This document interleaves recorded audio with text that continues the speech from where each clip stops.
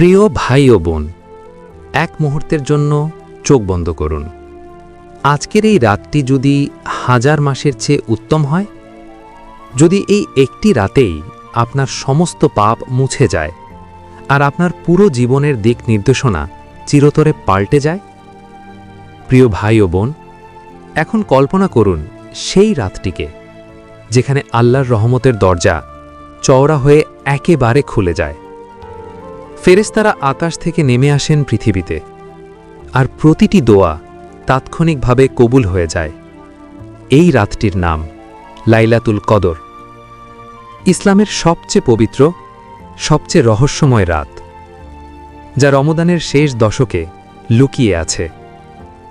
আজ এই ভিডিওতে আমরা কথা বলবো ঠিক সেই রাতের একটি বিশেষ দোয়া নিয়ে, যে দোয়া আমাদের প্রিয় নবী মুহাম্মদ সাল্লাল্লাহু আলাইহি ওয়াসাল্লাম নিজে শিখিয়েছিলেন তার স্ত্রী আয়েশা রাদিয়াল্লাহু আনহাকে।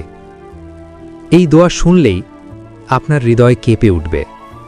আপনি অনুভব করবেন আল্লাহর কাছে সত্যিকারের ক্ষমা চাওয়ার আকুতি।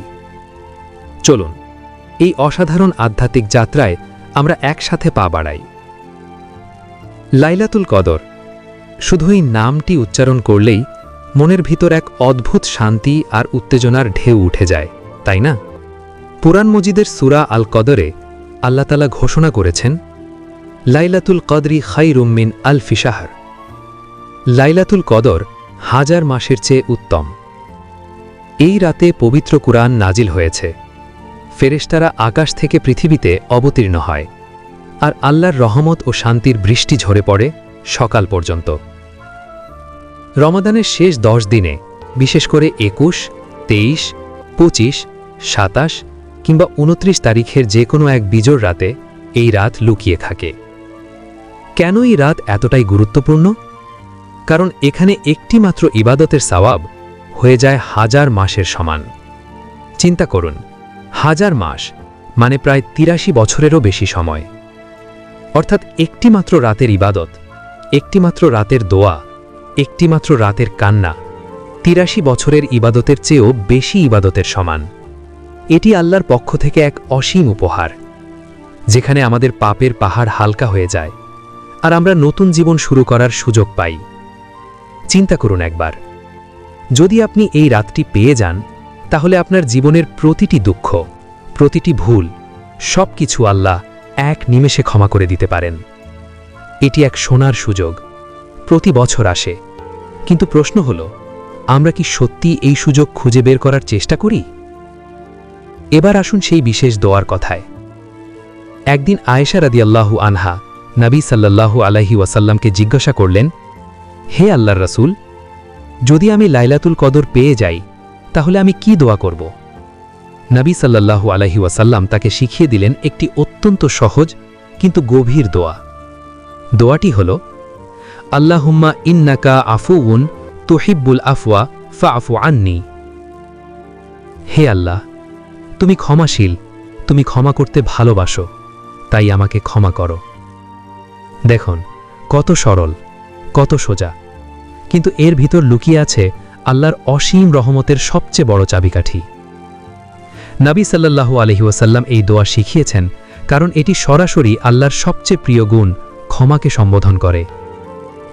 আয়েশা রাদিয়াল্লাহু আনহায়ের মতো আমরাও এই দোয়া দিয়ে লাইলাতুল কদরের রহস্য উন্মোচন করতে পারি আর আল্লাহর নৈকট্য লাভ করতে পারি। কেন এই দোয়া এতটাই শক্তিশালী আর গুরুত্বপূর্ণ? রমদানের শেষ 10 দিনে, বিশেষ করে বিজোড় রাতগুলোতে বারবার এই দোয়া আবৃত্তি করলে আল্লাহর কাছে ক্ষমা চাওয়া হয়ে যায় অত্যন্ত সহজ আর কার্যকর।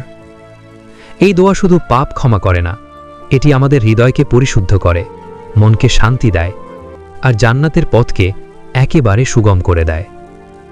হাদিসে স্পষ্ট বলা হয়েছে, লাইলাতুল কদরে দোয়া কবুলের সম্ভাবনা সবচেয়ে বেশি, আর এই দোয়ার মাধ্যমে আমরা আল্লাহর ক্ষমার গুণকে স্মরণ করি।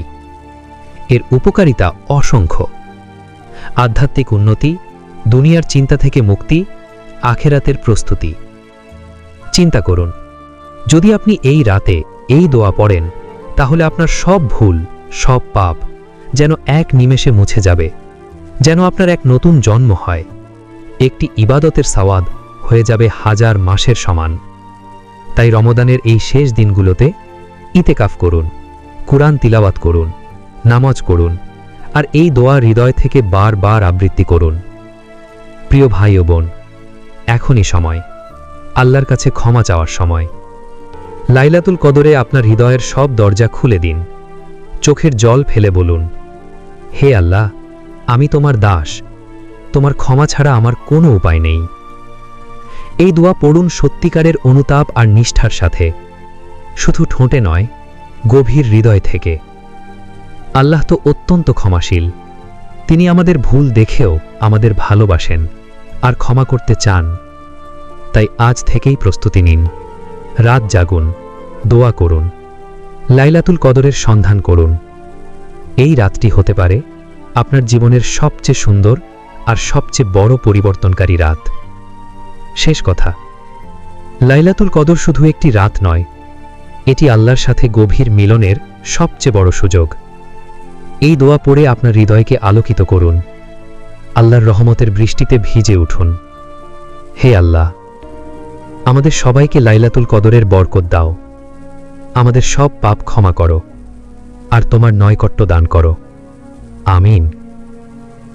আপনারা সবাই এখনই দোয়া করুন, এই রাতের সন্ধান করুন, আর আল্লাহর রহমতে একেবারে ভরপুর হয়ে যান। আল্লাহ হাফেজ। যাওয়ার আগে আবার স্মরণ করিয়ে দিতে চাই, আল্লাহুম্মা ইন্নাকা আফুউন তুহিব্বুল আফওয়া ফা'ফু আন্নি। আল্লাহুম্মা ইন্নাকা আফুউন তুহিব্বুল আফওয়া ফা'ফু আন্নি। আল্লাহুম্মা ইন্নাকা আফুউন তুহিব্বুল আফওয়া ফা'ফু আন্নি।